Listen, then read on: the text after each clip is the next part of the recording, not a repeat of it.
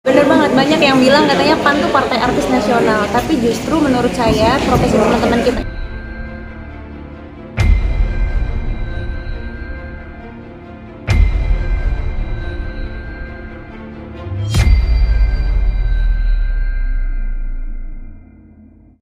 banyak yang beranggapan PAN partai artis nasional, banyak merekrut artis.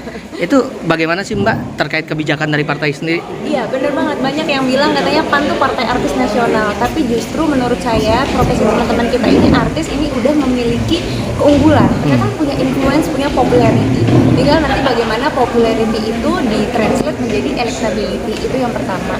Terus kita itu di PAN selalu memberikan pendidikan politik, pengarahan, supaya influence yang teman-teman artis punya itu nanti bisa digunakan menjadi hal-hal yang justru bermanfaat bagi orang.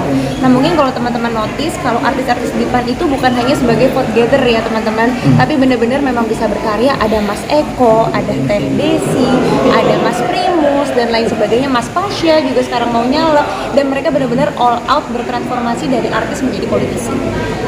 Mbak tadi kan sempat bilang kalau Farel itu mau jadi ketua dari milenial itu ya. Itu caranya gimana ya Mbak? Ya karena kita di PAN itu memang punya tadi portom-portom ya, ada untuk perempuannya ada Puan, ada Barisan Muda PAN itu Mas Pasha Ungu.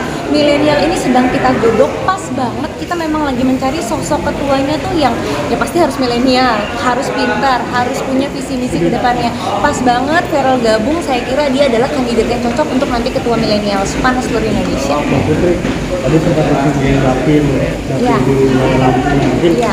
ada apa konsen khusus terkait Dapil itu kan juga sebagai waktu yang perempuan Ya. ya, itu perempuan ini ada nggak sih yang diangkat di wilayah Pasti ya, jadi teman-teman saya tuh kan sebelum aktif di politik 10 tahun tuh entrepreneur bisnis. Kebetulan karyawan saya tuh 90% perempuan dengan isunya masing-masing. Ya termasuk ada yang korban KDRT, ada yang ekonominya bermasalah dan lain sebagainya. Saya sebagai perempuan jadi ikut tergerak gitu. Ini hal-hal yang sangat dekat dengan saya dan ingin banget saya nanti sampaikan. Kayak contohnya yang lagi rame ini, kekerasan dalam rumah tangga. Bagi saya setiap rumah tangga itu pasti punya masalah tersendiri. Tapi kalau kita udah bicara kekerasan itu udah lampu merah, sudah red flag. Ya, jadi itu adalah udah harus penanganan yang lebih khusus gitu. Jadi saya bersama Puan juga memang ada advokasi, terus kami juga memberikan bantuan secara psikolog untuk para korban-korban KDRT. Mbak Putri, bagaimana sih sebagai Waketum DPP Puan ini menanggapi isu KDRT sekarang lagi ramai dibicarakan itu seperti apa Mbak? Iya, itu tadi ya, kita juga bersyukur sekarang itu para perempuan tuh udah mulai pintar, udah mulai berani untuk berbicara gitu ya. Kan ada juga sebetulnya di undang-undang kita itu kan tentang KDRT sudah ada hukumannya tuh pidana sampai 5 tahun, 10 tahun tergantung seperti apa nanti gitu. Nah, teman-teman tahu nggak sih kalau korban KDRT itu butuh 7 sampai 9 kali attempt baru mereka tuh berani lapor.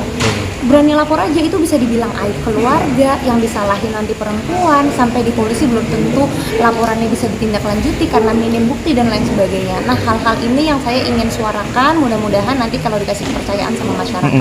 Untuk Puan sendiri suarakan terkait perempuannya apa aja sih Pak? Tadi ya untuk KDRT kekerasan seksual juga, lalu juga isu-isu pemberdayaan ekonomi untuk perempuan ini juga penting, karena jangan sampai perempuan itu dikatakan sebagai hanya pelengkap gitu. Kita tuh di Puan, di PAN memang perempuan benar-benar dikasih fasilitas, dikasih support yang luar biasa dari Ketua Umum Zulkifli Hasan untuk bisa memenuhi 30% keterwakilan perempuan.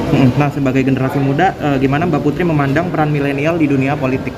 Peran milenial penting banget. Tadi kan saya juga udah sampaikan 50 sampai 60% itu nanti pemilih kita tuh milenial, artinya pemilih pemula. Jadi kita juga di PAN memberikan ruang sebesar-besarnya. Saya nggak usah banyak ngomong deh, teman-teman bisa lihat ya. Ini PAN kantornya milenial banget. Semua yang kerja di sini super milenial, high tech banget. Anggota dewannya banyak banget yang milenial, baik tingkat kota, kabupaten, provinsi, nasional. Jadi udah cukup memberikan contoh, bukan hanya lip service.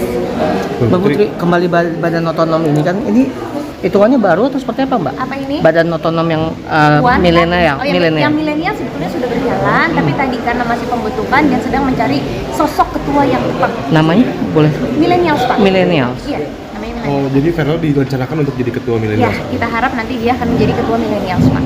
Mbak Putri tadi kan menyinggung sedikit soal katanya ada dapil satu Mbak Putri untuk jadi dapil ya. Ya. Alasan Mbak Putri sendiri untuk terjun di partai politik seperti apa sih?